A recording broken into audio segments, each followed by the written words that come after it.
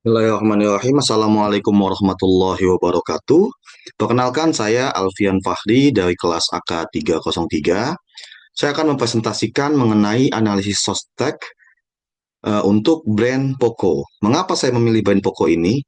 Ya, di tengah dengan hype-nya smartphone, industri smartphone, maka menganalisis setiap brand dan juga keunggulannya masing-masing menjadi menarik untuk kita lihat bagaimana mereka memposisikan dirinya sehingga bisa menarik market share, menarik minat dari masyarakat dan apa strategi yang mereka lakukan. Kita akan bahas satu persatu. Baik, kita lihat dari situasinya, analisa situasi di mana industri smartphone semakin kompetitif. Dulu mungkin kita hanya mengenal smartphone-smartphone yang cukup familiar di telinga kita seperti Samsung atau mungkin di zaman dulu waktu masih telepon genggam biasa kita kenal dengan Nokia. Kemudian juga ada alternatif-alternatif murah namun sangat jauh di disparitas kualitasnya yaitu seperti smartphone merek Cina macam dulu ada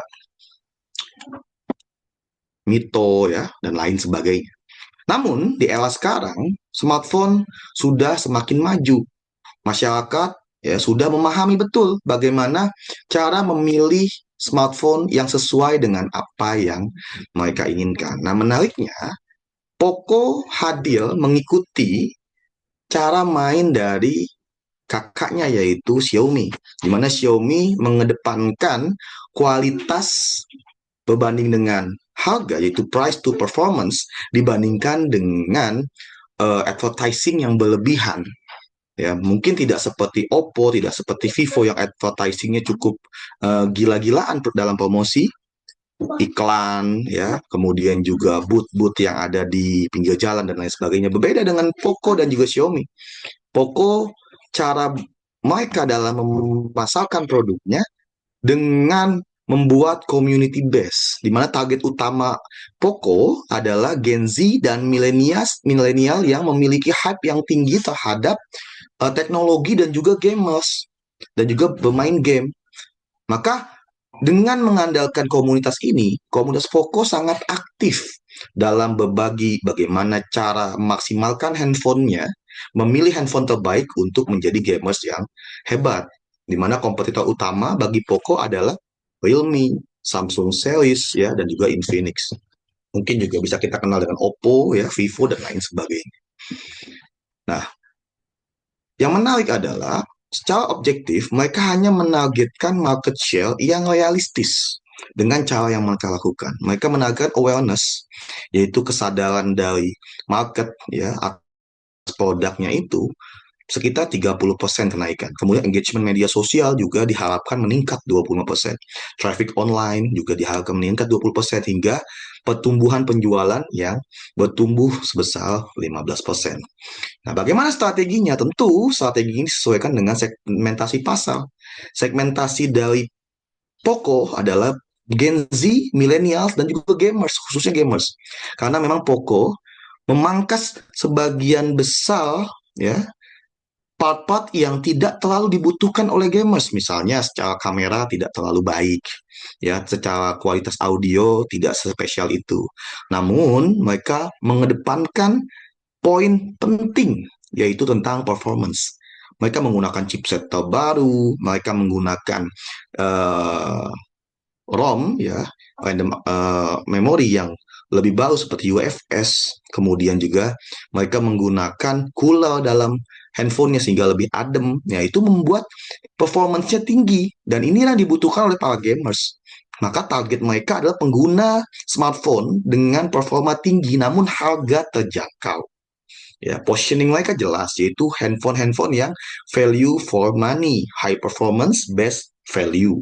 Ya, mungkin kalau hanya performance tinggi banyak, namun harganya mahal. Seperti Samsung S series misalnya, ya ataupun iPhone misalnya atau ROG phone yang dimiliki Asus itu handphone-handphone dengan high performance, namun value-nya atau harganya cukup mahal. Dan Poco hadir dengan produk yang best value namun high performance. Nah, pendekatannya bagaimana? Tentu mereka mendekati influencer-influencer ya yang memiliki kecenderungan bermain games yang cukup heavy. Nah, mereka membuat influencer tersebut ya, atau KOL tersebut mengajak masyarakat untuk mencoba produk mereka. Nah, di sini mereka pendekatannya adalah social first, community based, dan lain sebagainya. Inilah strategi yang dilakukan oleh Poco. Kemudian, taktiknya adalah tentu dengan membuat konten-konten unboxing, bekerja sama dengan influencer, YouTuber, dan lain sebagainya, masuk ke gaming benchmark, seperti misalnya skor Antutunya berapa, dan lain sebagainya. Bikin meme-meme marketing yang menarik ya tentang persaingan handphone ya. Poco dikenal dengan kecepatan tinggi, sedangkan brand lain ya ketidakstabilan dalam penggunaan gamenya. Nah, disinilah Poco cukup kuat. Kemudian sosial media mereka gunakan jelas ya, TikTok, Instagram, YouTube, khususnya YouTube ya. Banyak sekali influencer-influencer menjadikan Poco sebagai favorit mereka dalam bermain game. Banyak sekali gamers-gamers yang menggunakannya ya. Lalu influencer marketing ya, seperti review HP, kita kenal ada Gadget In, kita kenal juga ada Jagat Review. Ya, mereka menjelaskan secara gamblang bagaimana Poco memiliki tempat sendiri di hati penggemarnya, ya, yaitu para gamers dan juga millennials. Ya, lalu juga mereka pemasarannya tidak dengan iklan, tidak dengan memasarkan produknya di TV-TV, tidak dengan menaruh produknya di offline store. Dengan begitu, maka harganya akan lebih ditekan. Dengan harganya ditekan, tentu peminatnya banyak. Ya, disinilah mereka menggunakan strategi flash sale di dalam marketplace seperti di Shopee, Tokopedia, atau paket bundling dan lain sebagainya. Nah, yang menarik adalah mereka selalu menempatkan ya handphone-handphone Poconya itu dengan jumlah yang dirilis ke pasar tidak terlalu banyak, membuat handphone ini seolah-olah tanda kutip barang goib ya, barang yang sulit untuk didapatkan di masyarakat, membuat antusiasme masyarakat untuk memilikinya menjadi semakin tinggi, khususnya HP-HP Poco dengan seri F ya, F1, F2 dan lain sebagainya. Actionnya ya tentu mereka akan membuat konten bulanan oleh sosial media tim mereka, baik secara pribadi ataupun berkolaborasi dengan KOL ya, YouTuber, influencer dan lain sebagainya.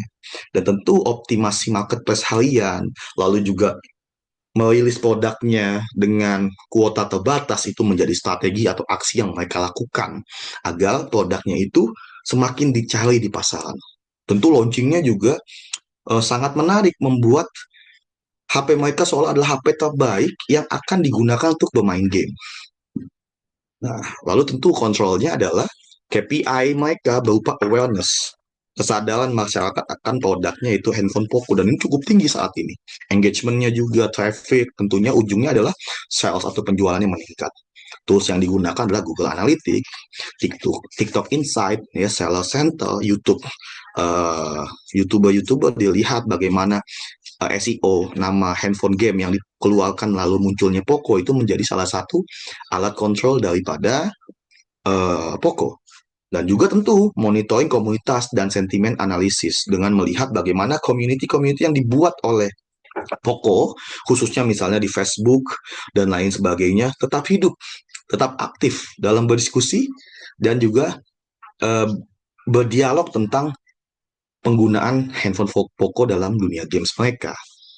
Ya, kemudian ini kesimpulannya, di mana analisis Sostak pada Poco menunjukkan bahwa strategi digital marketing mereka sangat berorientasi pada komunitas, performa produk, dan juga penggunaan influencer teknologi atau teknologi entusias, ya, sehingga dengan begitu segmentasi pasar mereka jelas, pendekatan sosial media mereka sangat agresif, serta pemanfaatan review dan juga konten-konten kreator. Poco berhasil membangun brand yang kuat di segmen anak muda pencinta games. Strategi ini diperkuat oleh pengoptimalan e-commerce dan pendekatan komunitas yang membuat Poco relevan dan kompetitif di dalam industri smartphone. Demikian adalah presentasi saya mengenai analisa Sostek pada brand Poco. Terima kasih. Assalamualaikum warahmatullahi wabarakatuh.